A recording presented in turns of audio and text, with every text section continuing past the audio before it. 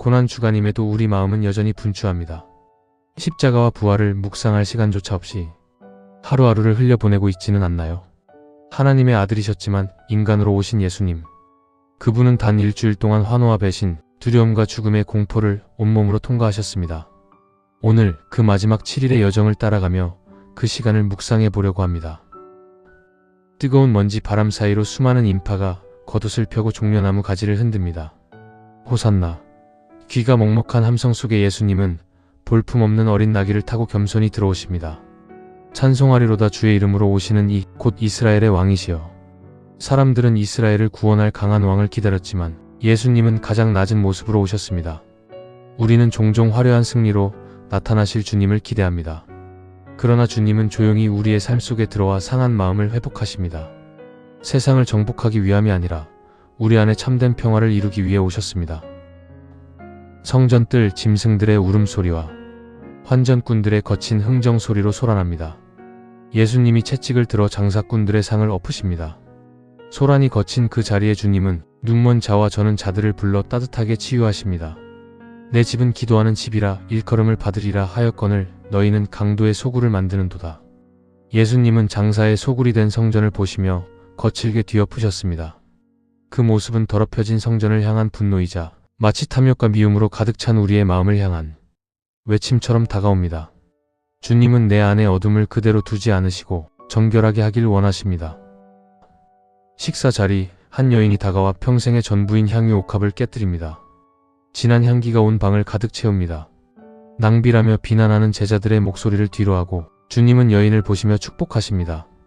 내가 진실로 너희에게 이르노니 온 천하에 어디서든지 복음이 전파되는 곳에는 이 여자가 행한 일도 말하여 그를 기억하리라 하시니라. 예수님 앞에 깨뜨려진 향유 옥합은 아낌없는 사랑의 고백이었습니다. 사람들은 낭비라며 그 여인을 꾸짖었지만 주님은 그것을 가장 아름다운 헌신으로 보시며 기뻐하셨습니다. 그것이 값비싼 것이어서가 아니라 그 여인의 온전한 마음을 기뻐하신 것입니다. 내가 붙잡고 있는 가장 소중한 것을 주님께 내어드릴 수 있을까요? 오늘 나는 주님 앞에 아낌없이 드리는 사람이 되기를 원합니다. 은밀한 골목, 가룟 유다가 대제사장들과 마주 앉습니다. 짤랑거리는 30잎의 소리가 어둠 속에 울립니다. 3년을 동행한 스승을 노예 한 명의 몸값에 팔아넘기기로 약속한 잔인한 밤입니다. 내가 예수를 너희에게 넘겨주리니 얼마나 주려느냐 하니 그들이 은 30을 달아주거늘. 가룟 유다의 배신은 멀리 있는 악이 아니라 우리 마음 가까이에서 시작됩니다. 작은 욕심과 틈이 자라 결국 주님을 외면하는 선택으로 이어질 수 있습니다. 은 30의 주님을 판 그 밤은 그토록 오랫동안 주님을 따르던 제자가 눈앞의 이익을 택한 인간의 악함과 연약함을 드러냅니다. 나는 지금 무엇과 주님을 바꾸고 있지는 않은지 돌아봅니다. 오늘도 흔들리는 마음을 주님께 붙들어 달라고 구합니다. 저녁 식사 도중 예수님이 수건을 허리에 두르시고 제자들의 발 앞에 무릎을 꿇으십니다. 대야의 물소리가 정적을 깨고 주님의 따뜻한 손길이 먼지 묻은 거친 발을 어루만지며 씻어냅니다. 내가 너희 발을 씻었으니 너희도 서로 발을 씻어주는 것이 옳으니라. 예수님은 스스로 가장 낮은 자리로 숙이고 제자들의 가장 더러운 발을 씻기셨습니다. 섬김은 말이 아니라 스스로 낮아지는 선택임을 가르쳐 주십니다. 우리는 높아지려 하지만 주님은 낮아짐 속에 참된 사랑이 있음을 보이십니다. 나는 오늘 누구의 발을 씻는 마음으로 섬기고 있는지 돌아봅니다. 주님처럼 겸손히 사랑하는 삶을 선택하기 원합니다. 떡을 떼시는 예수님의 손이 떨립니다. 이것은 내 몸이다. 잔을 들어 건네시며 이것은 내 피다.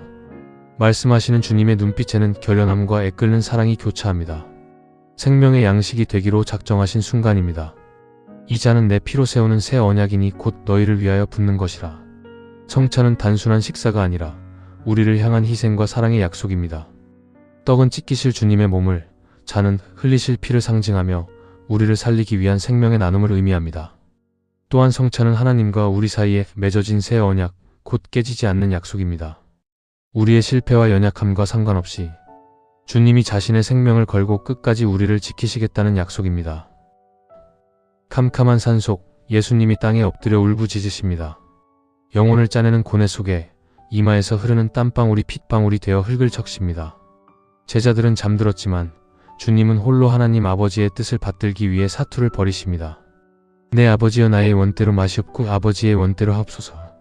예수님은 십자가 고난을 앞두고 두려웠습니다. 이 잔을 거두어 달라고 기도할 만큼 두려웠지만 깊은 고뇌 속에서도 자신의 뜻이 아닌 아버지의 뜻을 선택하셨습니다. 순종은 쉬울 때가 아니라 가장 힘든 순간에 드러납니다. 나는 고통 앞에서 하나님의 뜻보다 내 뜻을 먼저 구하고 있지 않은지 돌아봅니다. 오늘 나도 작은 선택 속에서 아버지의 뜻대로를 고백하기 원합니다.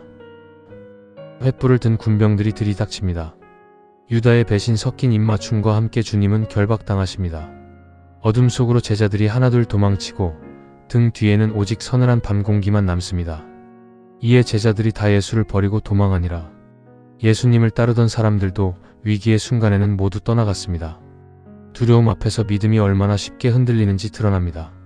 나 역시 편할 때만 주님을 따르고 있지 않은지 돌아봅니다. 주님은 버림받는 자리까지 내려오셔서 우리의 연약함을 대신 지셨습니다.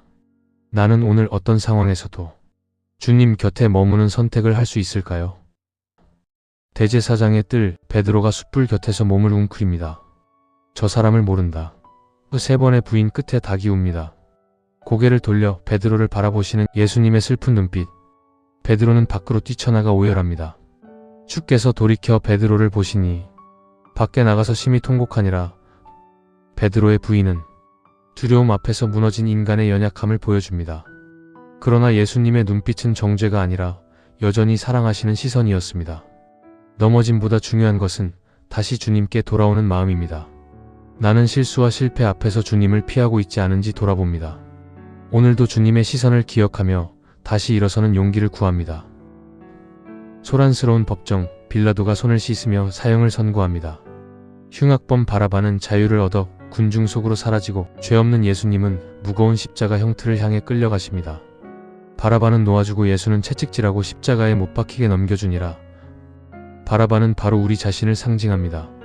주님은 우리가 서야 할 사형대 위에 대신 서심으로 우리에게 자격 없는 생명을 선물하셨습니다. 우리는 죄인입니다.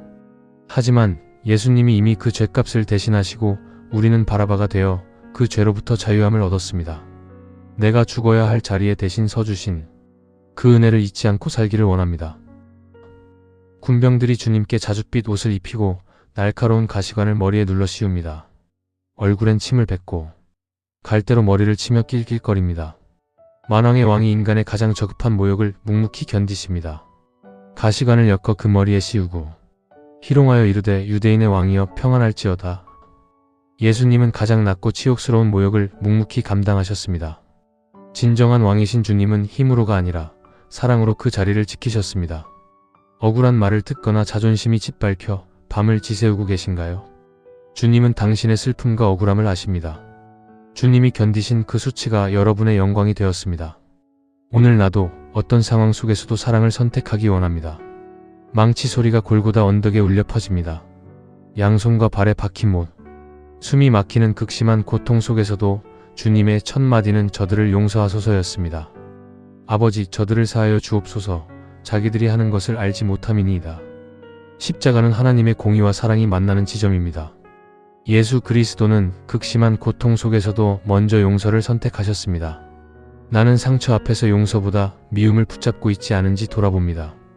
도저히 용서할 수 없는 나를 용서하신 그 사랑으로 나도 누군가를 품게 하소서.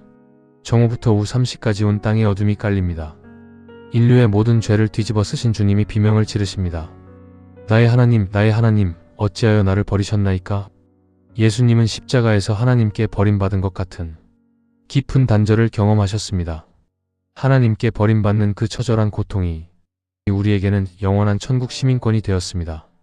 우리 역시 때로 하나님이 침묵하시고 멀어진 것처럼 느낄 때가 있습니다. 그러나 그 순간은 실제 단절이 아니라 믿음을 통과하는 시간일 수 있습니다. 주님이 대신 그 단절을 감당하셨기에 우리는 결코 완전히 버려지지 않습니다. 느껴지지 않아도 여전히 함께 하시는 하나님을 신뢰하기 원합니다. 주님이 마지막 숨을 몰아쉬며 고개를 숙이십니다. 다 이루었다. 그 순간 성소의 휘장이 찢어지며 그동안 막혀있던 하나님과 우리 사이의 담이 무너집니다. 다 이루었다 하시고 머리를 숙이니 영원히 떠나가시니라. 예수님의 다 이루었다는 선언은 구원의 완성을 의미합니다. 찢어진 휘장은 하나님께 나아가는 길이 열렸음을 보여줍니다. 이제 우리는 두려움이 아니라 담대함으로 하나님께 나아갈 수 있습니다. 나는 여전히 내 노력으로 하나님께 가려하고 있지 않은지 돌아봅니다. 이미 이루신 주님의 은혜를 믿고 그 사랑 안에 살아가기 원합니다. 안식 후 첫날 새벽, 차가운 돌무덤의 문이 열려 있습니다. 마리아야, 이 죽음의 권세를 깨뜨리고 살아나신 주님이 어둠을 뚫고 찬란한 빛으로 서 계십니다. 절망이 찬송으로 바뀌는 순간입니다. 마리아의 하시건을 마리아가 돌이켜 히브리 말로 라보니 하니, 부활은 첫 열매입니다. 주님이 살아나셨기에 주를 믿는 우리도 반드시 살아날 것입니다. 예수님의 십자가는 우리의 죄값을 대신 지불하신 사건입니다. 그러나 부활은 그 희생이 완전히 이루어졌다는 하나님의 확증입니다. 만약 부활이 없었다면 십자가는 한 유대 청년의 억울한 죽음으로 끝났을 것입니다. 하지만 예수님은 죽음을 이기시고 살아나심으로 자신이 하나님의 아들임을 드러내셨습니다. 이 부활을 목격한 제자들과 많은 사람들은 보고 들은 것을 기록으로 남기고 목숨을 걸고 이 복음을 전하는 삶을 살았습니다. 그 복음이 오늘날 우리에게까지 전해진 것입니다. 또한 십자가와 부활 사건은 우리의 죄가 실제로 해결되었음을 확신하게 합니다. 그래서 우리는 더 이상 죄와 죽음에 묶인 존재가 아닙니다. 오늘도 부활의 소망을 붙들고 담대히 하나님의 자녀로 살아가기를 선택하는 저와 여러분이 되기를 기도합니다.